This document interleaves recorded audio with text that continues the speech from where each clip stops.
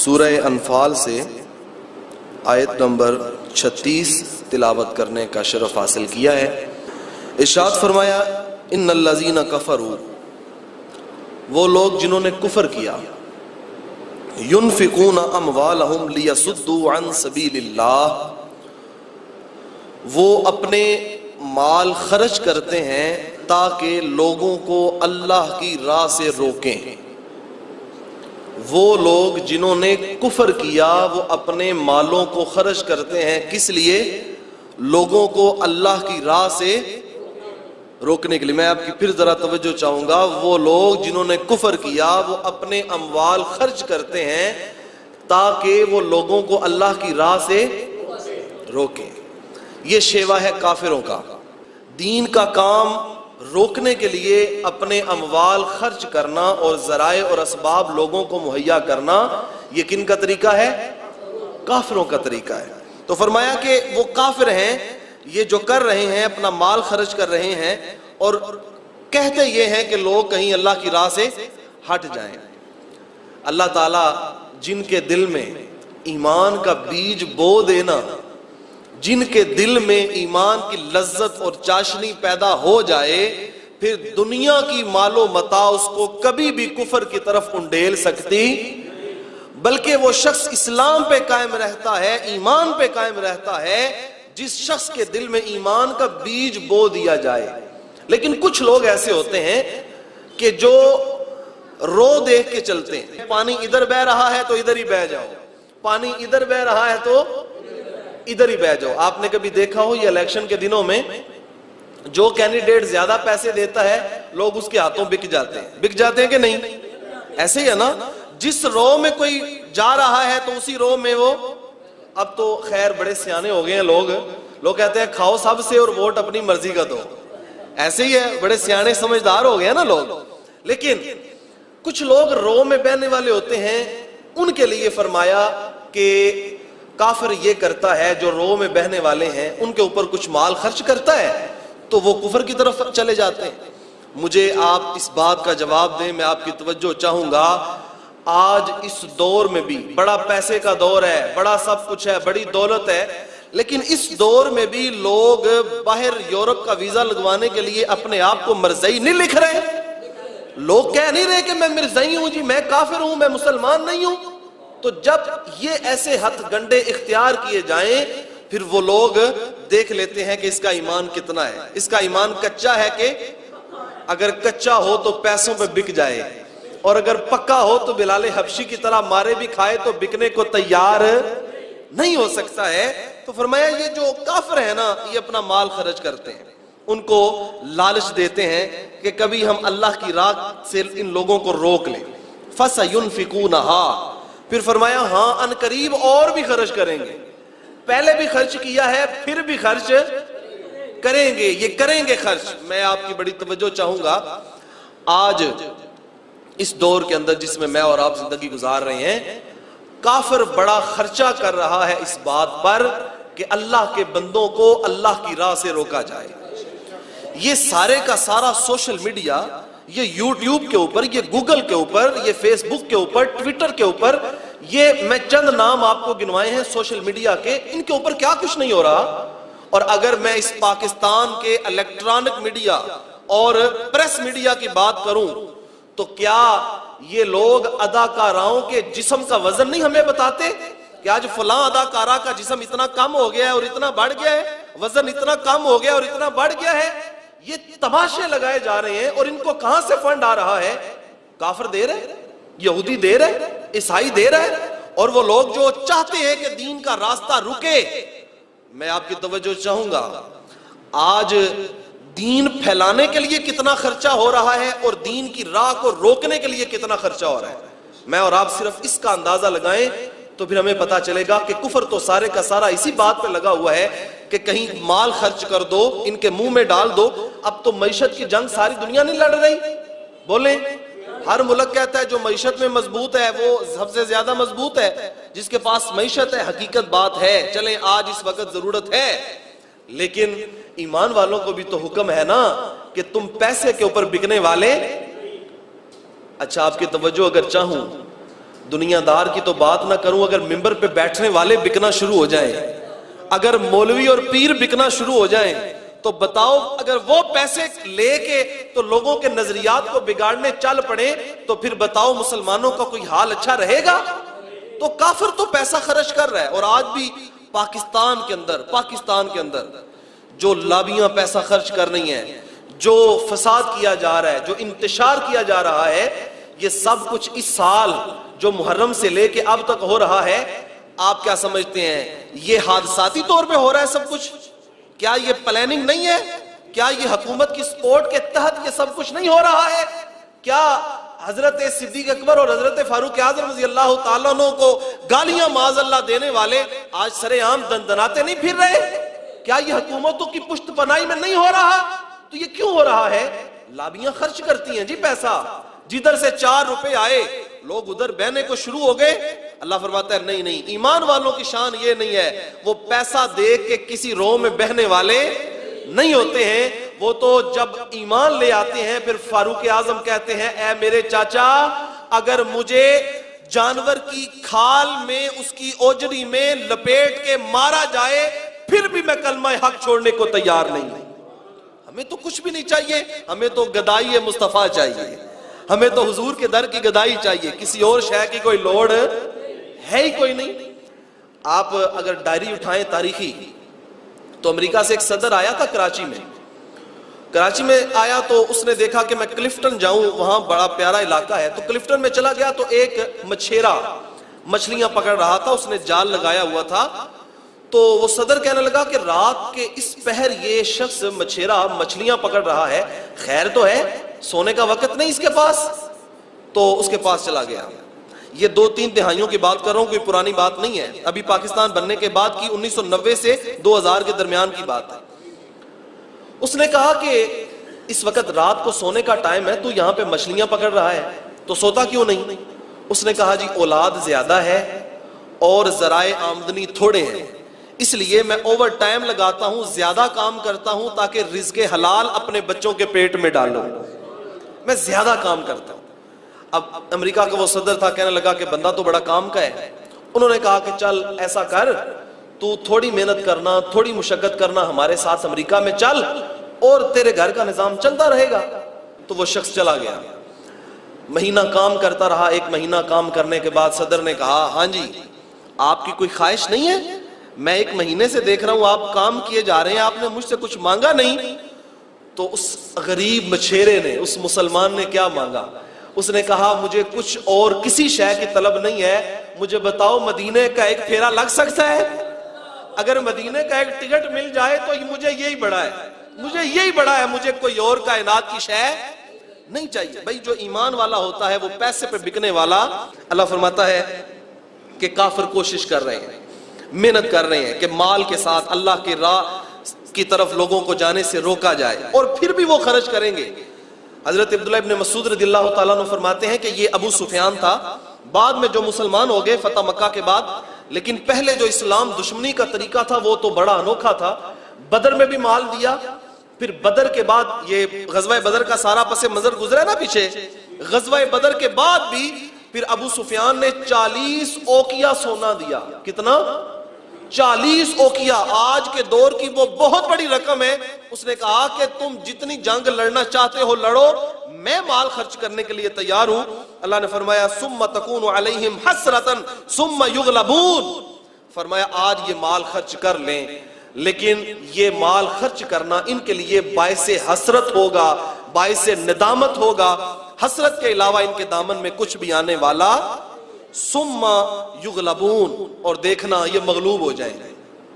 देखना अगरचे मुसलमानों के पास माल खर्च करने के लिए कोई बड़ी लंबी चौड़ी दौलत नहीं है, लेकिन जो नाराए तकबीर अल्लाह अकबर का जो शोर है ना, ये मुसलमानों के पास बड़ा काफी है। शोरे तकबीर से थर थराती जमीन, मेरे आला ने कहा ना कि शोरे तकबीर से क्या मंजर होगा जब मैदान बदर में सहाबा ने नाराए तकबीर अल्लाह अकबर बुलंद किया होगा। जरा ले चलो अपनी रूहानियत को मैदान बदर में, और शोरे तकबीर से थर थराती जमीन, कहा ये काफिर माल खर्च करते रहे, हम मुसलमानों को जज्बा ईमान अता फरमा देंगे। तो ये फिर मगलूब हो जाएंगे काफिर, ये कभी भी गालिब आ सकते। वल्लज़ीना कफरू इला जहन्नम युहशरून, फरमाया कि वो लोग जिन्होंने कुफर किया वो जहन्नम की तरफ इकट्ठे किए जाएंगे। ये बहुत बड़ा ठिकाना, बुरा ठिकाना है जिनको जहन्नम की तरफ जो है वो इकट्ठा किया जाए। फिर फरमाया लियमीज़ अल्लाहुल खबीस मिनत तय्यिब व यजअलल खबीस बअदहु अला बादिन फयरकुमहु जमीअन फयजअलहु फी जहन्नम।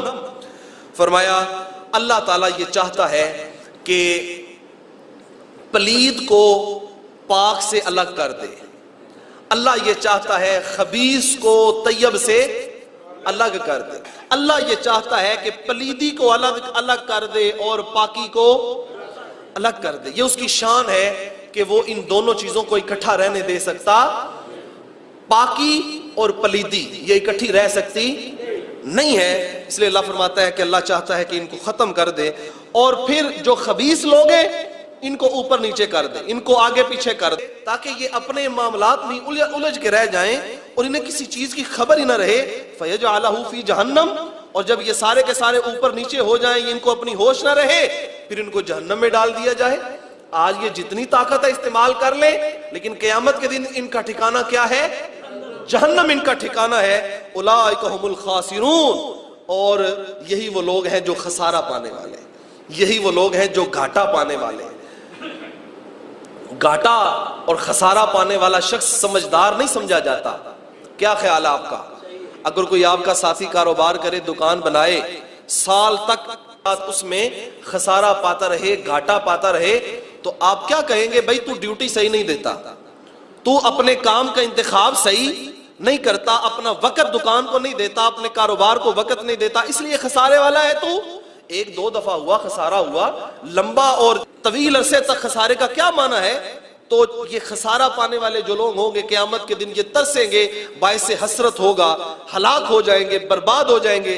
अल्लाह फरमाता है ऐसा खसारा है कि दुनिया में ये समझते हैं हम बड़े कामयाब हैं, लेकिन ये दुनिया में भी कामयाब नहीं है और आखिरत में भी कामयाब नहीं है। फिर फरमाया कुल लिल्लज़ीना कफरू, ए हबीब अलैहिस्सलाम फरमा दीजिए उन लोगों को जिन्होंने कुफर किया, काफरों से फरमा दीजिए, इन यंतहु युगफर लहुम मा कद सलफ, अगर तुम बाज आ जाओ तो अल्लाह तुम्हारे पिछले सारे गुनाह माफ फरमा देगा। देखें मैदान बदर तक आने तक काफिरों के कितने गुनाह थे। मक्के में हुजूर को सताया, हुजूर को हिजरत पे मजबूर किया, सिहाबा को तकलीफें दी, नबी अलैहिस्सलाम को गालियां दी, बड़े बड़े गुनाह थे ना। लेकिन अल्लाह ने फरमाया अगर ये अब भी मुसलमान हो जाएं, अल्लाह अब भी इनके सारे गुनाह माफ फरमा देगा। और ये बात हकीकी है और अटल है कि इस्लाम माकबल के सारे गुनाह मिटा देता है। इस्लाम के दामन में जब कोई काफिर आता है उसके पिछले सारे गुनाह मिटा दिए जाते। अब इसमें क्या हिकमत है? काफिर के गुनाह सारे के सारे सिर्फ कलमा पढ़ने से क्यों माफ किए जाते हैं? इसमें एक बड़ी अजीब और बड़ी लतीफ हिकमत यह है कि जो काफिर होता है वो तो बड़े बड़े गुनाह करता है, शराब नोशी करता है, जनाकारी करता है, बदकारियों के बाजार गर्म होते हैं, और अगर इस्लाम में आने के बाद भी उसके गुनाह वो माफ ना हो तो उसे इस्लाम के दामन में आने का कोई फायदा हुआ? या फिर अगर आइंदा वो गुनाहों से बच भी जाए तो जो पिछले गुनाह हैं उनका कफारा हो सकेगा कभी?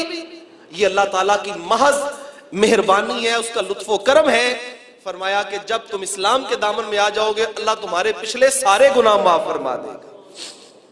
एक शख्स हुजूर की बारगाह में हाजिर हुआ, या रसूल अल्लाह सल्लल्लाहु अलैहि वसल्लम, हुजूर मैंने सुना है अगर कोई शख्स कलमा पढ़ ले तो उसके पिछले सारे गुनाह माफ हो जाते हैं। तो हुजूर ने फरमाया इसमें कोई शक नहीं है, जो बंदा ला इलाहा इल्लल्लाह मुहम्मदुर रसूलुल्लाह पढ़ ले अल्लाह उसके पिछले सारे गुनाह माफ फरमा देता है। वो शख्स कहने लगा हुजूर मेरे गुनाह इस तरह के हैं कि मुझे लगता नहीं माफ हो। हुजूर ने फरमाया बयान कर तेरे गुनाह किस तरह के हैं? उसने कहा कि मैं अपने कुफर के दौर के दो वाकयात को सोचता हूं, एक को सोचता हूं तो हंसी आती है और एक को सोचता हूं तो रोना आता है। उसने कहा कि मैं एक दफा सफर में निकला तो मेरे पास वजन ज्यादा था, मैंने अपना रसद का सामान, खाने पीने का सामान भी लेके जाना था, लेकिन मैंने सोचा अगर मजीद खाने पीने का सामान लूंगा तो मेरा वजन और ज्यादा बढ़ जाएगा, जो मैं भी बर्दाश्त नहीं कर सकता, मेरी सवारी भी बर्दाश्त नहीं कर सकती।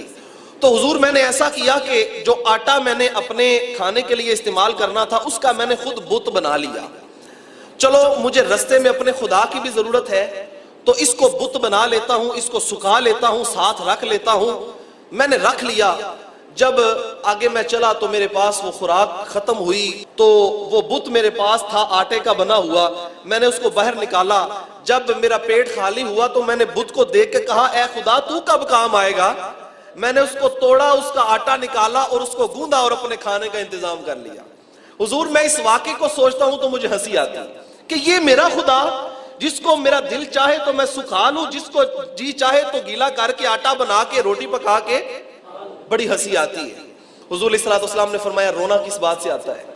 उसने अर्ज़ किया या रसूल अल्लाह सल्लल्लाहु अलैहि वसल्लम, हुजूर मैं एक दिन सफर पे रवाना होने लगा तो मेरी ज़ौजा उम्मीद से थी, अल्लाह ताला ने उसको औलाद की नेमत अता की हुई थी, तो मैंने वसीयत की अगर तो बेटा हुआ तो जिंदा रखना और अगर बेटी हुई तो दरगोर कर देना, मार देना, कत्ल कर देना। कहता मैं सफर पे निकल गया, सफर कुछ लंबा हो गया। कुछ सालों के बाद जब मैं वापस घर में आया तो मैंने देखा कि मेरे सहन में एक बच्ची खेल रही है। तो मैंने कहा कि ये बच्ची किसकी है। तो मेरी जोजा ने बात को थोड़ा टालते टालते मुझे बताया कि ये बच्ची कोई गैर नहीं बल्कि तेरी अपनी बेटी है। कहते हैं जब उसने मुझे ये बताया ना तो मेरा गुस्सा और मजीद जोश में आ गया। तो मैंने कहा कि मैंने तुझे कहा नहीं था अगर अल्लाह ने बेटा दिया तो रखना, बेटी मिली तो दरगोर कर देना, मार देना, तूने इसको क्यों जिंदा रखा हुआ है। तो कहा मैंने उसको साथ लिया और मैदान की तरफ चल पड़ा। वहां पे जाके मैंने एक गड़ा खोदा। गड़ा खोदते खोदते कुछ हवा के हचकोले आए और गर्द मैंने निकाली थी खुद, वो गर्द उड़ के मेरे चेहरे पे पड़ी। तो हुजूर मेरी उस नन्ही सी बच्ची ने आगे नन्हे हाथ बढ़ा के मेरे चेहरे से उस गर्द को साफ किया। वो मोहब्बत भरा लहजा था, वो प्यार भरा अंदाज था मेरी बच्ची का। उसने वो गर्द साफ की, लेकिन हुजूर फिर भी मुझे तरस ना आया। मैं गड़ा खोता रहा, गड़ा खोता रहा। उस बच्ची ने मुझे पूछा कि अब्बू ये किस लिए कर रहे हो, ये मुशक्कत क्यों कर रहे हो। तो मैंने इशारे के साथ उसको बताया और थोड़ा सा और गड़ा खोद के मैंने उसको बालों से पकड़ के उछाल के उस गड्ढे में फेंक दिया और ऊपर से मिट्टी डालना शुरू कर दी। अब वो बच्ची रो रही थी, बिलबिला रही थी।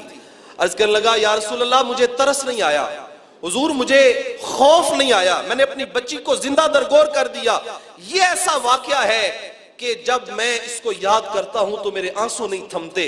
आप फरमाएं अगर मैं कलमा पढ़ लूं अल्लाह मेरे शिरक जैसे और इस तरह के गुनाह माफ फरमा देगा।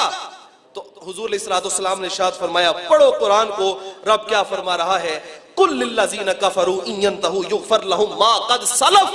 फरमाया महबूब इनको कह दो अगर तुम इस्लाम के दामन में आ जाओगे अल्लाह तुम्हारे जितने भी बड़े गुनाह हैं सारे माफ फरमा देगा, ये सारे माफ हो जाएंगे। लेकिन आ जाओ इस्लाम की तरफ आ जाओ। व इन यऊदू फकत मदद सुन्नतुल अव्वलीन। फरमाया हाँ ये तुम्हें पैगाम हिदायत है, अगर आ सकते हो तो आ जाओ, और अगर नहीं आते, अगर तुम अपनी जिद पे अड़े रहते हो तो फिर कोई बात नहीं है, तुम्हारे साथ भी वही होगा जो तुमसे पहलों के साथ हुआ है। क्या हुआ था फिरौन के साथ, ये फिरौन लेके निकल नहीं गया था अपनी कौम को और कहता था कि हजरत मूसा के साथ तो बड़े थोड़े से बंदे हैं और मैं तो इनको पकड़ के जो है वो दरिया में गोते लगवा दूंगा, ये कर दूंगा, वो कर दूंगा।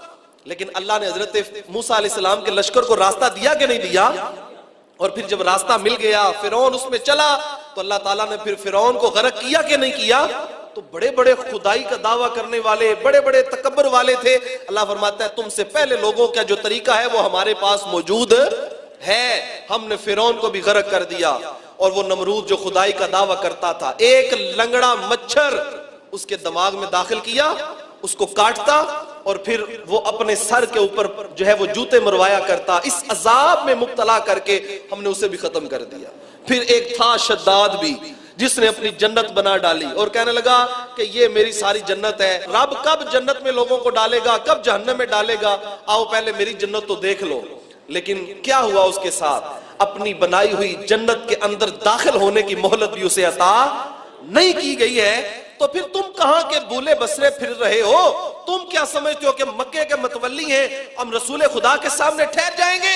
नहीं नहीं, ये लुत्फो करम है तुम्हारे ऊपर, अगर इस बारगाह में आ जाओ तो सारे गुनाह माफ हो जाएं, और अगर नहीं आओगे तो फिर तुम भी पहलों की तरह तबाह कर दिए जाओगे, बर्बाद कर दिए जाओगे, तुम्हारा कुछ भी बाकी रहने वाला नहीं है। फिर फरमाया वकातिलुहुम हत्ता ला तकून फितनतुम व यकून दीनु कुल्लुहु लिल्लाह।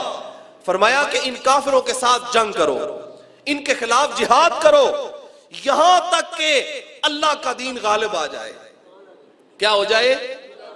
मुश्किल काम है जी, थोड़ा मुश्किल काम है वैसे जिहाद करना। जिहाद करना तो चले मुश्किल है या नहीं, आजकल तो जिहाद की बात करना बड़ा मुश्किल है भाई। आजकल तो जो बंदा मिंबर पे बैठ के जिहाद के बारे में बात कर दे तो एजेंसियों से फोन आने शुरू हो जाते हैं, जनाब आप ये जिहाद का जिक्र कर रहे हैं, ये आप लोगों को क्या सुना रहे हैं? कुरान क्या कह रहा है? अपनी तरफ से बात करूं तो मुजरिम हूं, लेकिन अगर कुरान का लफ्ज़ी तर्जुमा कर रहा हूं तो या ईमान वालों गौर करना इसके ऊपर। फरमाया वकातिलुहुम हत्ता ला तकून फितनतुम व यकून दीनु कुल्लुहु लिल्लाह। इन काफिरों के खिलाफ जिहाद करो यहां तक कि अल्लाह का दीन गालिब आ जाए, अल्लाह का दीन गालिब आ जाए, यहां तक जिहाद करो। अब यहां पे एक बात बड़ी काबिल तवज्जो है, हर जमाने में जिहाद करने के तकाजे अलग अलग होते हैं। हर जमाने में नबी अलैहिस्सलाम का जब दौर था तो उस वक्त तीर और तलवार की जंग थी, मैदानों में निकल के जंग की जाती थी और मुसलमानों ने जिहाद किया, उनको हुक्म जिहाद था, वो अल्लाह की राह में निकले। लेकिन मरूर जमाना के साथ जमाना बदलते बदलते तकाजे बदलते गए। आज इस दौर में, जिस दौर में मैं और आप पहुंच आए हैं, इस दौर में अल्लाह बेड़ा गर्क करे उस शख्स का जिसने सबसे पहले एटम बम तैयार किया। ये पक्की बात है, ये कोई साइंसी तरक्की की बात नहीं है, ये इंसानियत सोज और इंसानियत के कातिल ये लोग, ये अपनी टेक्नोलॉजी पे इतराने वाले, ये अपने हाइड्रोजन एटमी बमों के ऊपर फख्र करने वाले, क्या ये इंसानियत के दोस्त हैं? एक एटम बम मारने से जो करोड़ों लोग मौत की नींद सो जाते हैं, तो बताओ ये इंसानियत के दोस्त है कि दुश्मन है? बोले नहीं बोल रहे सारे। तो ते पढ़ाई है गया ना, जिन्हें एटम बम बनाया वो बड़े चंगे ने जी, ते ता नहीं बोल दे पे भाई। मुझे बताओ ना, नबी अलैहिस्सलाम ने अपने जारी हयात तैयबा में मदनी दौर में 78 जंगें लड़ी हैं। कितनी जंगें? 78 जंगें लड़ी हैं, जिसके अंदर 1100 के करीब सिर्फ काफिर कत्ल हुआ है। कितना? 1100 के करीब काफिर कत्ल हुआ है। और जो सहाबा शहीद हुए हैं अल्लाह की राह में, उनकी तादाद भी चंद 100 है। तो जिस नबी ने चंद 100 लोगों की कुर्बानियां दिलवा के मक्के से लेके यहां शाम, इराक, फलस्तीन तक इस्लाम का बोलबाला किया, उस नबी के जिहाद पे उंगली उठाने वाले ये अय्यार, ये बदमाश, ये बेदीन आज एक हिरोशिमा और नागासाकी के शहर में ये एटम बम गिरा के तो करोड़ों लोगों की जिंदगियां अजीरन कर दें और इन्हें मौत की नींद सुला दे, तो बताओ ये इंसानियत के दोस्त है कि दुश्मन है? ये दुश्मन है, ये गलीज किस्म के ये लोग हैं जो इस तरह के ओछे हथकंडे इख्तियार कर रहे हैं। लेकिन मैं उस शख्स की बात कर रहा हूं जिसने सबसे पहले ये आला इजाद किया। जिन लोगों ने बाद में इजाद किया उन्होंने ये मुकाबला करने के लिए तैयार किया, और ये उनके लिए जरूरी था कि वो तैयार करें। और हमारे पाकिस्तान में भी डॉक्टर अब्दुल कदीर खान ने इसे तैयार किया, वो पाकिस्तान का मोहसिन है। और जिन लोगों ने भी इस काम में हिस्सा लिया है वो पाकिस्तान के मोहसिन है, वो इस्लाम के मोहसिन है। मैं उस शख्स की बात कर रहा हूं जिसने सबसे पहले ये बेगैरती का तरीका इजाद किया और लोगों को मारने का तरीका अपनाया। क्या पुराने जमानों में जंगें नहीं होती रही? क्या बारूदी निजाम इस्तेमाल नहीं होता रहा? लेकिन इस तरह का इंसानियत सोज आला कभी भी दुनिया ने नहीं देखा। और आज उसकी हमारे सामने जो तस्वीर है, तो आज पूरी दुनिया में अगर जंग कहीं भी होती है तो आपको पता है, अगर इस वक्त दुनिया में जंग हो जाए तो ये सब कुछ तबाह और बर्बाद हो जाए। इस तरह के आले तैयार किए गए। फरमाया मेरे नबी की तालीमात को पढ़ो, मेरे नबी की तालीमात को देखो। चंद 100 सहाबा की कुर्बानी दे के मेरे नबी ने अरब से लेके कहां फलस्तीन तक इस्लाम का बोलबाला कर दिया है। ये मेरे हुजूर का जिहाद है। इसलिए फरमाया वकातिलुहुम हत्ता ला तकून फितनतुम व यकून दीनु कुल्लुहु लिल्लाह। इनके खिलाफ जिहाद करो, इनके खिलाफ जंग करो, यहां तक कि अल्लाह का दीन गालिब आ जाए, यहां तक कि अल्लाह का दीन गालिब आ जाए। मैं अपने जवानों को कहूंगा कि आज इस दौर में जिहाद के तकाजे बदल गए हैं। आज वो तीर और तलवार की जंग नहीं की जा सकती। और वैसे भी हम पाकिस्तानी शहरी हैं, हम रियाया हैं। अगर हमें पाक फौज ऐलान करे कि तुम जिहाद के लिए निकलो, तो फिर हमें जिहाद के लिए निकलने की इजाजत। और अगर कोई बंदा यूं ही उठ के ऐसे ही अपने जिस्म के साथ बम बांध के शहर में मुसलमानों की बस्ती में अपने आप को उड़ा दे, तो ये जिहाद है? बोलो, ये अपने आप को उड़ा रहा है। ये सब कुछ यहाँ पे खुद कुछ हमले हो रहे हैं और फिर जिहाद का नाम लेना? नहीं नहीं, जिहाद ये है कि आज पाक फौज ऐलान करे हम कश्मीरियों के लिए निकल रहे हैं, और फिर ये सारी की सारी कौम निकलेगी कि नहीं निकलेगी? ये सब निकलेंगे, ये जिहाद है। लेकिन अगर आप रियाया के तौर पे अपना हिस्सा डालना चाहते हैं इस्लाम के गलबे में, इस्लाम की खिदमत में, तो इस दौर के तकाजों को समझें, अपनी इजादात की तरफ आओ। मैं अपने नौजवानों को, यहाँ पे ज्यादातर मुझे नौजवान नजर आ रहे हैं, मैं अपने नौजवानों को कहूंगा कि दूसरों की इजादात के ऊपर अपना सफर करना छोड़ दो, बल्कि अपनी इजादात की तरफ आओ। आज अगर ये मईशत का दौर है, अपनी मईशत को मजबूत करो। आज अगर टेक्नोलॉजी का दौर है, अपनी टेक्नोलॉजी को मजबूत करो। आज अगर साइंसी तहकीकात का दौर है, तो रट्टे ना लगाओ। कॉलेजों में नंबर लेने के लिए ये मेरे 90% नंबर आ गए हैं, 80% नंबर आ गए हैं, मुझे अगली यूनिवर्सिटी में दाखिला फ्री मिल जाएगा, रट्टे लगा लगा के नंबर ले रहे हो। अपने अंदर काबिलियत पैदा करो, अपने अंदर कुव्वत पैदा करो, अपने अंदर जसारत पैदा करो। ऐ नौजवानों, अपनी पाकिस्तान की साइंसी टेक्नोलॉजी के लिए इजादात करो, आगे बढ़ो। और जो डॉक्टर हैं और जो इंजीनियर हैं, अपने अपने शोबे के अंदर, अपने अपने मामलात के अंदर, तरजीही मामलात के अंदर आगे बढ़ो, पाकिस्तान को आगे लेके जाओ। आज अगर इस दुनिया में मईशत की जंग है, तो हम इस पूरी दुनिया के साथ मईशत की जंग लड़ने के लिए भी तैयार हैं। लेकिन कोशिश तो करो ना, तुम निकलो तो सही, अपने आप को तैयार तो करो। अंग्रेज ने हमारे साथ क्या किया? ये सारे के सारे जनाब, ये साल के बाद इतने नंबर ले रहे हैं, 10 किताबों का पेपर हो रहा है, इतने % नंबर आ गए हैं, अगले कॉलेज में जो है वो जितने आपके ज्यादा नंबर होंगे उतना फ्री आपको दाखिला मिल जाएगा। ये तालीम की खिदमत हो रही है, ये इल्म की खिदमत हो रही है। ये इन नौजवानों को क्या सिखाया जा रहा है? और जो बेचारा जो थोड़े नंबर लेने वाला है, जो माड़े घर का बंदा, वो तो कॉलेज की फीस भी अदा नहीं कर सकता। कर सकता है? बोले नहीं, सारे नहीं बोलते, बाकियों का की ख्याल है? ते जे नंबर बच्चे दे थोड़े आ जाते मुश्किल है कि नहीं? ये कौन सी तालीम की खिदमत हो रही है? ये कौन सी इल्म की खिदमत हो रही है? इस नौजवान नस्ल को, इस आने वाली नस्ल को तरजीही बुनियादों के ऊपर ये दरस हमने देना है कि निकलो। जिस भी जंग में लोग आगे बढ़ रहे हैं, इस्लाम ने हमें बड़ी कुव्वतें अता फरमाई हुई है। तुम निकलो तो सही। तुम मट्टी को हाथ लगाओगे, अल्लाह उसे सोना बना देगा। मैं मिंबर रसूल पे बैठा हूं, बावुजू बैठा हूं, अल्लाह की इज्जत की कसम उठा के कहता हूं, अगर आज का हमारा पाकिस्तानी मुसलमान नौजवान निकल पड़े और इस पूरी दुनिया के साथ जंग लड़ने के लिए तैयार हो जाए, तो ये मट्टी को भी हाथ लगाएगा, अल्लाह उसे सोना बना देगा इंशाअल्लाह। लेकिन निकलो तो सही ना, कोशिश तो करो ना, अल्लाह के दीन को गालिब करने के लिए मेहनत तो करो ना। इसलिए कहा इनके साथ लड़ो। फ़इन इंतहू फ़इन्नल्लाह बिमा यामलून बसीर। और अगर ये हद से बढ़ने वाले हैं, ये तजावज करने वाले हैं, तो सुन लो, इन्नल्लाह बिमा यामलून बसीर। जो कुछ तुम कर रहे हो ना, अल्लाह उसे देख रहा है। अल्लाह उसे, जो तुम कर रहे हो, अगर तुम नहीं निकलते हो फिर भी अल्लाह देख रहा है, अगर निकलते हो फिर भी अल्लाह अपने अपने हिस्से का काम करना, अगर तुम नहीं चाह रहे हो फिर भी अल्लाह देख रहा है, और अगर अपने दायरे कार में रहते हुए अपने हिस्से का काम करने की कोशिश कर रहे हो तो फिर भी अल्लाह देख रहा है। व इन तवल्लू फअलमू अन्नल्लाह मौलाकुम। फरमाया सुनो, अगर तुम रूगर्दानी करोगे तो सुनो कि अल्लाह ताला तुम्हारा कारसाज है, अल्लाह ताला तुम्हारे लिए मामलात को बेहतर करने वाला है। उसी की तरफ पलट के आ जाओ। नेमल मौला व नेमन नसीर। कैसा खूबसूरत मौला है, कैसा खूबसूरत मदद फरमाने वाला है। ये अल्लाह की जात ऐसी है कि जिसकी मदद कर दे फिर उसे कोई कभी भी नीचा कर सकता। दोस्तान जी वकार, सूरह अनफाल की 40 आयत आज मुकम्मल हुई अल्हम्दुलिल्लाह, और 9वां पारा भी यहाँ पे खत्म हुआ। अगले जुम्मतुल मुबारक पे इंशाअल्लाह सूरह अनफाल की आयत नंबर 41 और 10वें पारे की पहली आयत से इस दरसे कुरान का आगाज किया जाएगा। अल्लाह मुझे और आपको कुरान मजीद का नूर नसीब फरमाए। की मोहम्मद से वफातूने